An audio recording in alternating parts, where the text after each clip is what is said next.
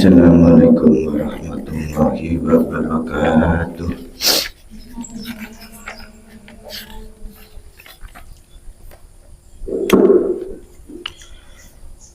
A'udzubillahi minasyaitonirrajim. Bismillahirrahmanirrahim.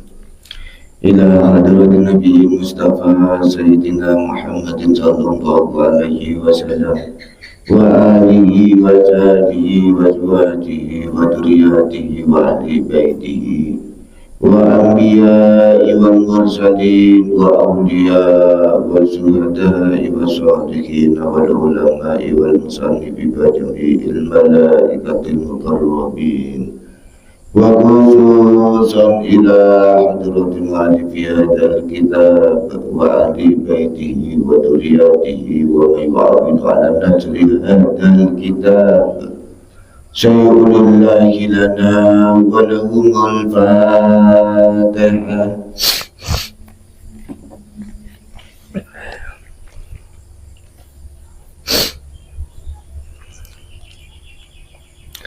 Bismillahirrahmanirrahim.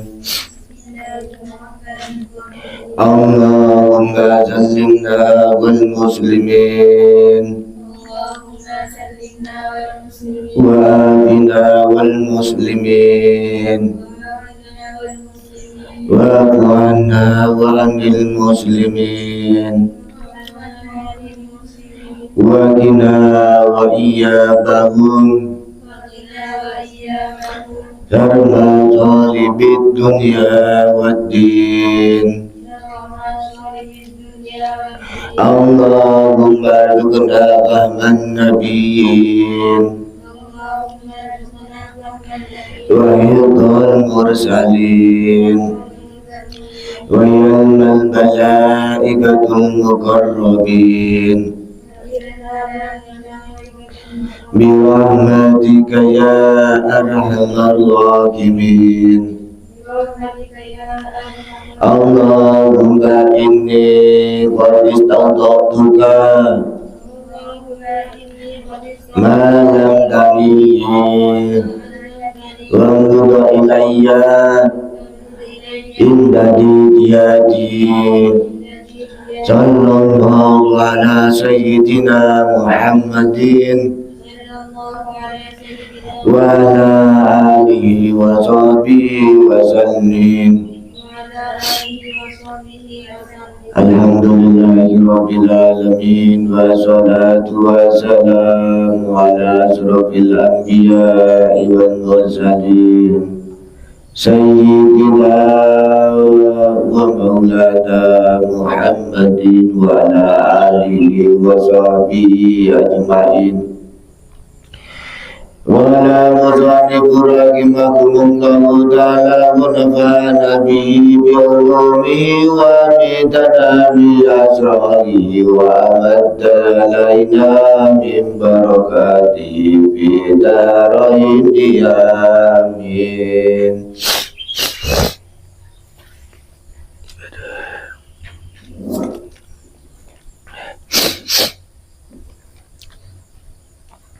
Bismillahirrahmanirrahim.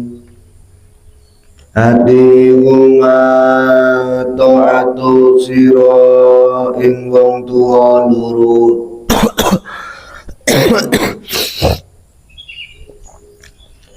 Adihuma ta'atu sira ing wong tuwa loro.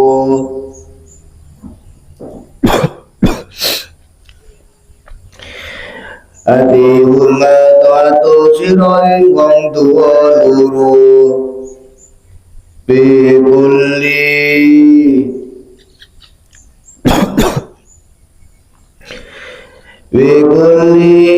dalam saben-saben perkara maqad amaro kang teman-teman perintah sapa wong tuwa loro bihi kelawan ma siwa maksiati kang saliyane maksiat pada kura maksiat tinda kang saliyane maksiat ing iki pada kura mongko iling-iling temene sira pada kura mongko iling temen sira Adi huma ta'atu sira ing wong tuwa loro fi kulli ing dalem saben-saben perkara ngaqadamaru kang teman-teman perintah sapa wong tuwa loro bihi kelawan ma siwa kang saliyane siwa maksiatin kang saliyane maksiat maksiatin kang saliyane maksiata ing iki pada kura mongko ilingo temenen sira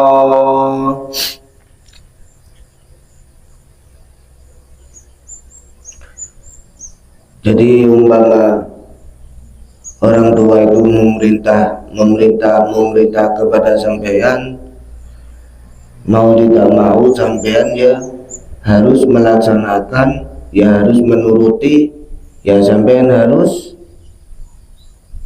menjaga suatu apa yang diperintah oleh orang tua sampean. Jadi boleh sampean itu enggak menuruti, boleh sampean itu menentang. Kalau perintah-perintah orang tua yang diperintahkan kepada sampean ialah yang maksiat. Kalau orang tua itu nyuruh maksiat, boleh sampean tidak mentaati, boleh sampean tidak ngereken, boleh.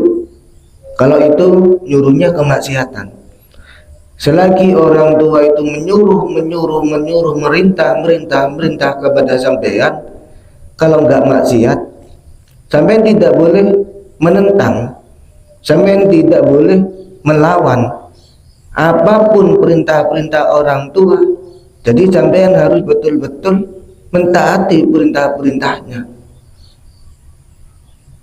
Ketika itu kemaksiatan, menyuruh dengan kemaksiatan, menyuruh dengan ketidakenaan, boleh sampean tolak, tapi dengan cara yang halus, dengan cara yang lembut-lembut, dengan cara yang tidak menyakiti kedua orang tua kita.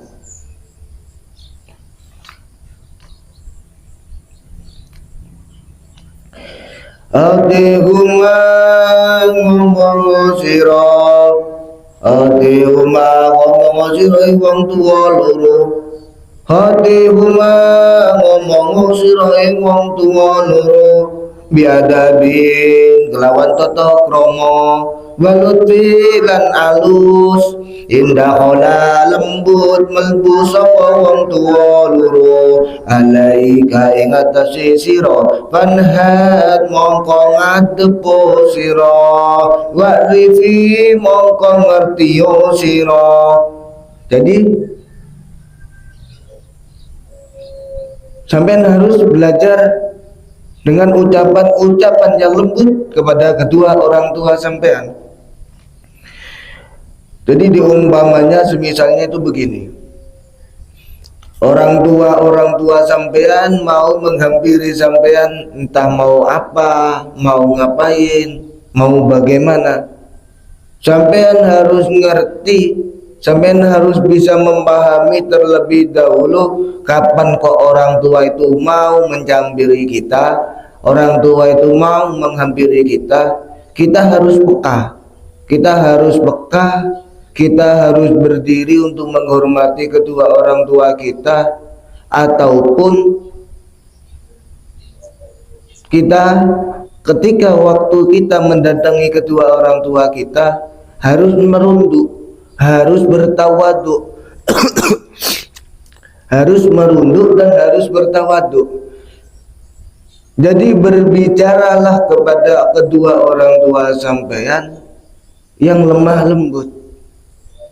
Apalagi sampean punya keluarga, punya saudara yang lebih tua, yang lebih sepuh, sampean harus menjaga sikap penuh kelemah lembutan, kesopan santunan. Kita ini punya lisan, punya ilat,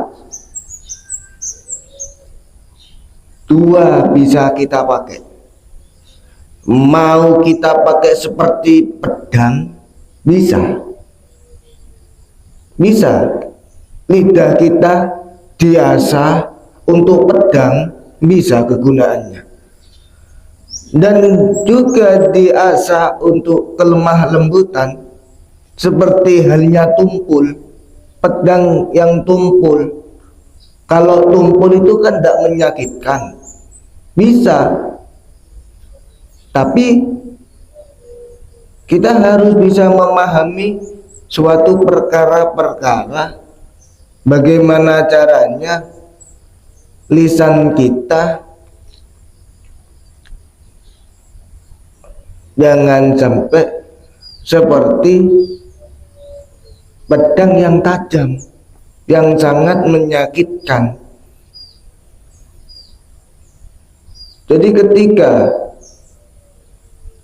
orang tua sampean menghampiri sampean harus ngerti, sampean harus betul-betul memahami ya apa caranya. Ketika orang tua sampean itu menghampiri, sampean harus menghormati orang tua dengan berdiri. Ketika sampean mau memanggil orang tua atau menghampiri orang tua, sampean harus menghormati dengan merunduk, dengan jalan yang merunduk, dengan jalan yang apa itu? Yang pakai dengkul itu apa ya? Jadi jalannya itu kayak merangkak. Sudah, biarin orang mau ngomong kayak apa, orang ngomong kayak apa.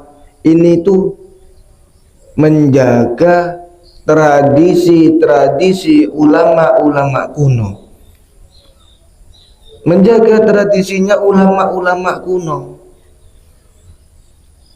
karena kita mengikuti Ahlus Sunnah wal Jamaah. Ahlus Sunnah wal Jamaah itu sudah menjadi suatu tradisi, entah kepada seorang gurunya, ke kiainya, ke ulama-ulamanya, ataupun kepada kedua orang tuanya pun, itu sudah seperti tradisi.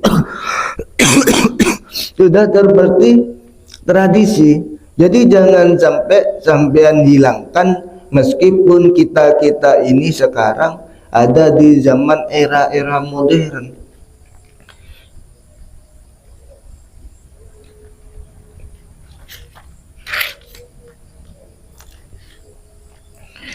Qabil ngambung sira, qabil ngambung sira, yadaihi ma ing tangan lurune wong tuwa loro, sabahan ing dalam waktu isuk, wa masalan waktu sore, wa fi munasabati lan ing dalam pira-pira papatasan daka ing mangkono kang ditutur, wa alisa mongko ngrekso temen sira, wa alisa mongko ngrekso temen sira.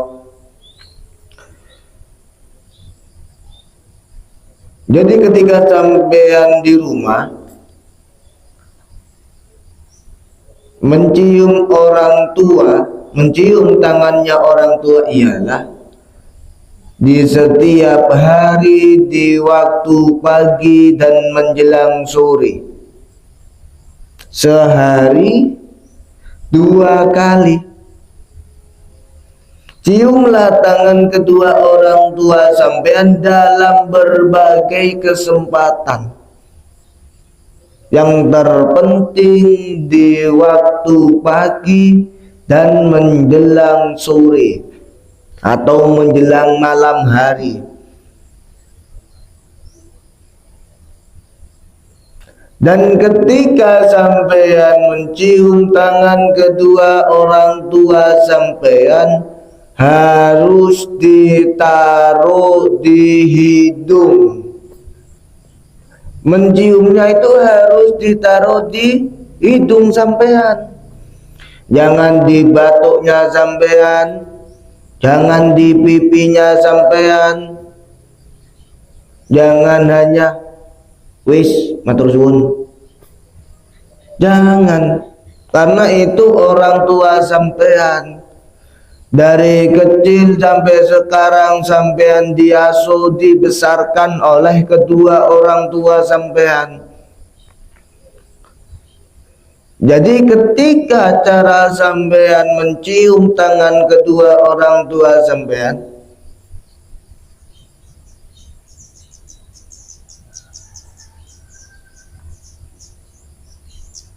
di waktu yang afdol ialah di waktu pagi dan sore, ketika sampean pengen menghampiri kedua orang tua sampean laki dan perempuan. Ketika sampean pengen mencium tangannya kedua orang tua sampean, positifkan kedua orang tua sampean lagi duduk santai-santai. Lagi duduk santai-santai, entah itu ngopi, entah itu merokok, entah itu duduk-duduk apa. Yang terpenting lagi santai. Ketika sampean sudah seperti itu, barulah sampean menghampiri kedua orang tua sampean.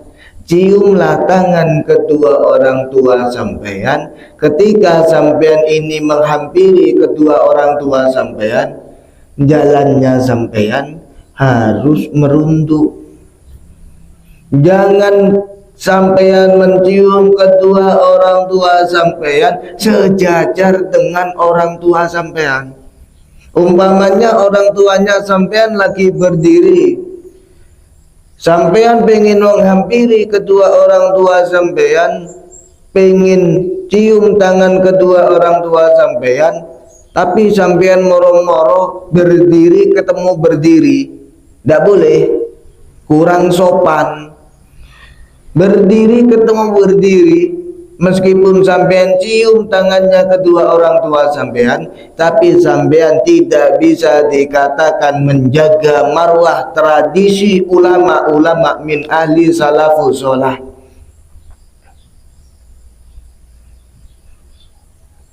Tidak bisa dikatakan kita itu menjaga tradisi marwah ulama-ulama zaman dulu. Karena berdiri ketemu berdiri.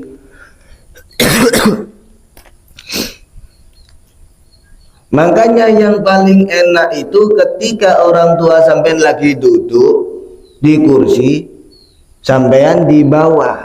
Itu yang paling afdol, yang paling menjaga suatu tradisi-tradisi ajaran ulama-ulama salaf.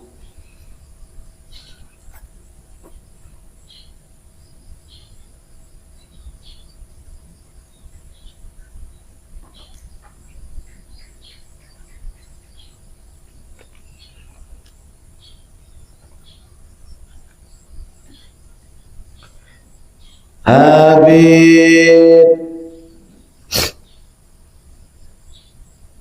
jogo siro, hati jogo siro, ala ing atase bondone wong tuwa loro, ala malihima ing atase bondone wong tuwa loro, wasuhat lan kehormatane kada kaya mengkono-mengkono kang ditutur ala sarofi ing atase kamuliaane wong tuwa loro, wa aksir mongko ngakehno sira dzikra ing dzikir maring Allah, Dikra ing dikir maring Allah, dikra ing dikir maring Allah. Jadi peliharalah kehormatan kedua orang tua sampean. Peliharalah kehormatan dan harta kedua orang tua sampean. Kehormatan kedua orang tua sampean harus sampean jaga. Jangan sampean sebar-sebarkan, orang tuaku gini, orang tuaku gini, orang tuamu ya apa. Jangan. Apalagi soal harta kedua orang tua sampean. Jadi jangan sampai sampean malu mempunyai kedua orang tua sampean yang kurang cukup ekonominya. Jangan sampean malu untuk mengakui kedua orang tua sampean meskipun orang tua sampean seorang miskin. Tidak boleh. Karena di setiap perkumpulan atau pergaulan tidak memihak kehormatan suatu harta atau warisan kedua orang tua kita. Di suatu perkumpulan, di suatu pertemanan, di suatu pergaulan yang gak wajib bahas masalah aku punya warisan ini, aku punya harta sekian, aku punya uang sekian. Tidak wajib. Umpama kita ini kok tidak punya, kalau emang niat berkumpul, ya berkumpul. Kalau emang niat bergaul, ya bergaul. Jadi tidak ada hubungannya yang kaya bergaul dengan yang kaya, yang miskin bergaul dengan yang miskin. Ini tidak ada ceritanya. Nggak ada ceritanya. Sampai-sampai diajarkan oleh Syekh Abil Hasan Ali Asadili. Syekh Abil Hasan Ali Asadili, kalau kumpul orang-orang biasa, penampilannya biasa. Kumpul dengan orang-orang jalanan, penampilannya kayak jalanan, berkamuflase. Kalau kumpul sama penguasa-penguasa, baru beliau mempunyai wibawa-wibawa yang luar biasa. Kumpul dengan orang ini misalnya, ngikutin budayanya seperti itu. Kumpul dengan orang-orang biasa, ngikutin bajunya, ngikutin penampilannya kayak orang biasa. Kumpul dengan ulama-ulama, ngikutin penampilannya kayak ulama-ulama. Itu Syekh Abil Hasan Ali Asadili. Jadi di mana tempatnya Syekh Abil Hasan Ali Asadili, itu ngikuti. Jadi ndak ngawai beliau, ndak ngawai. Dibilang ulama besar, ini ndak. Karena beliau masuk di takaran min ahli tasawuf, masuk dalam takaran para ulama-ulama min ahli tasawuf. Jadi mau ditaruh dimanapun, beliau ini bisa. Ditaruh dimanapun, beliau itu bisa. Jadi jangan sampai sampean tidak memelihara kehormatan dan harta kedua orang tua sampean. Sampean harus menjaga hartanya kedua orang tua sampean. Jadi jangan hanya bisa menghabisi hartanya kedua orang tua sampean. Lah kehormatannya orang tua itu bagaimana? Yang dimaksud menjaga kehormatan kedua orang tua ialah menjaga apa yang menjadi kekurangannya orang tua kita. Harus kita jaga.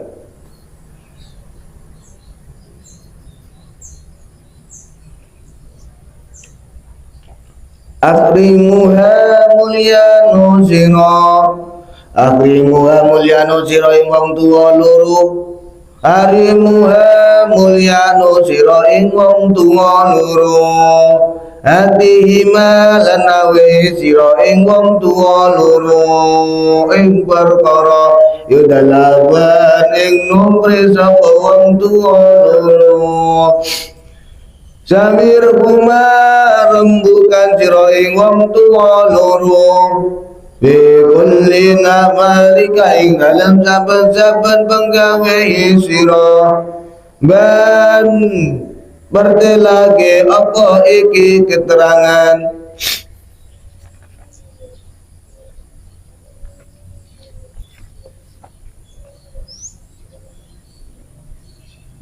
Jadi muliakanlah kedua orang tua kita, muliakanlah kedua orang tua kita, dan berikanlah segala yang mereka minta.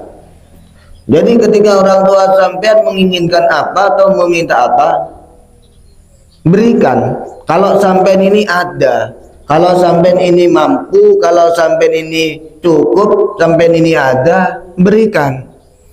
Jangan sampai menolak permintaan kedua orang tua sampean.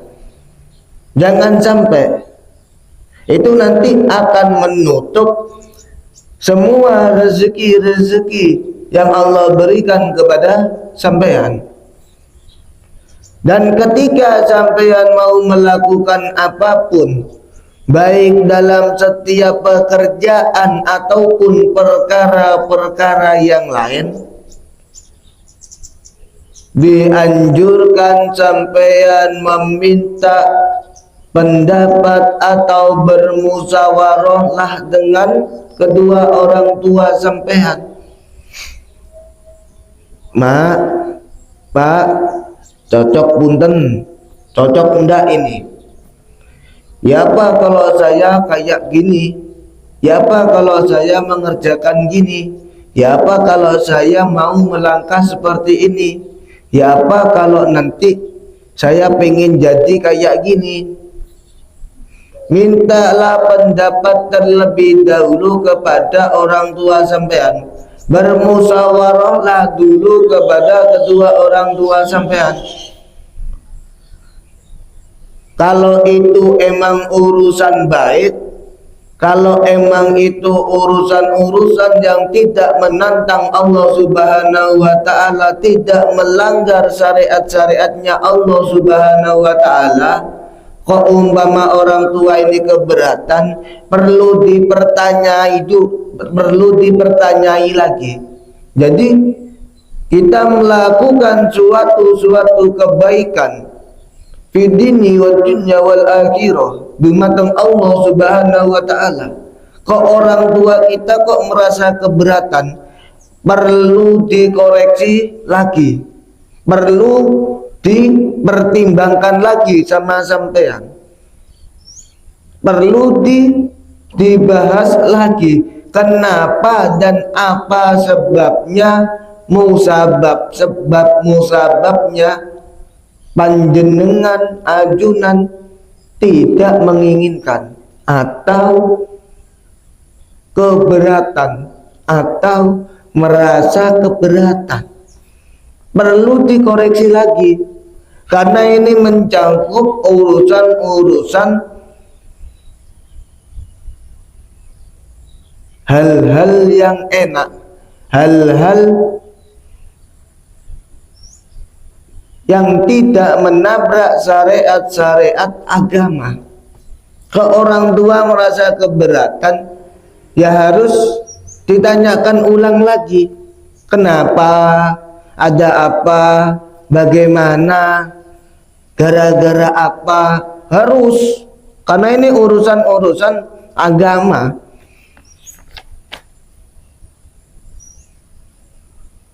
Karena kita ini bila mengerti, bila memahami, kita ini menjadi orang tua, itu ada dua kemungkinan. menyeretkan anak menuju gerbongnya neraka, dan juga menyeretkan anak untuk menuju gerbongnya surganya Allah Subhanahu wa Ta'ala. Kita ini akan menjadi orang tua harus paham dan harus mengerti. Orang tua ini bisa dua perkara, bisa menyeretkan anak menuju nerakanya Allah, dan juga bisa menyeretkan anak kepada surganya Allah Subhanahu wa Ta'ala. Jadi nggak enak jadi orang tua. Pertimbangannya ini harus betul-betul mana yang baik atau yang mudarat. Jangan sampai kita menjadi orang tua yang kecolongan perilaku seorang anak.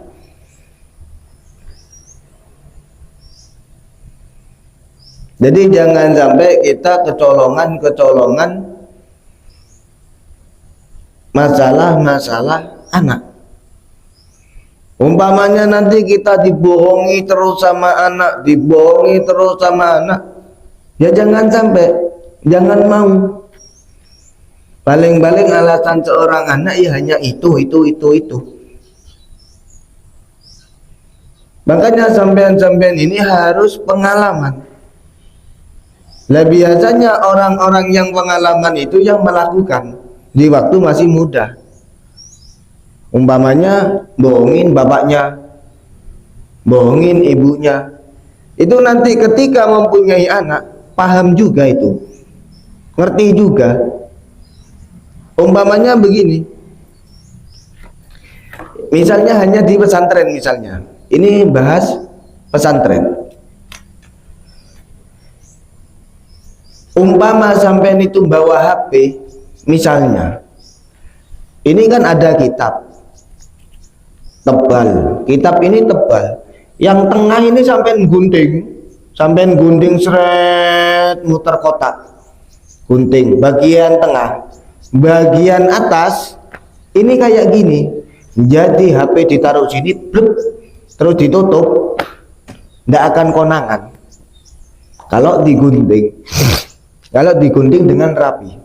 Tapi kalau moro-moro HP itu ditaruh di sini, set, kan mendundut. Apa? Hasilnya gini, jadinya gini. Lah kenapa kok Lora tahu? Karena Lora juga jadi apa itu? Jadi pengurus atau jadi keamanan. Apapun menggot-menggotnya santri, insya Allah Lora ngerti dan memahami. Jadi ketika sampean nanti, makanya dididik seperti ini, diperintah seperti ini, dipupuk seperti ini. Ketika sampean nanti punya putra putri, agar sampean tidak kecolongan. Jadi apapun gerak-geriknya seorang putra ataupun seorang putri, seorang orang tua wajib mengawasi sampai menikah.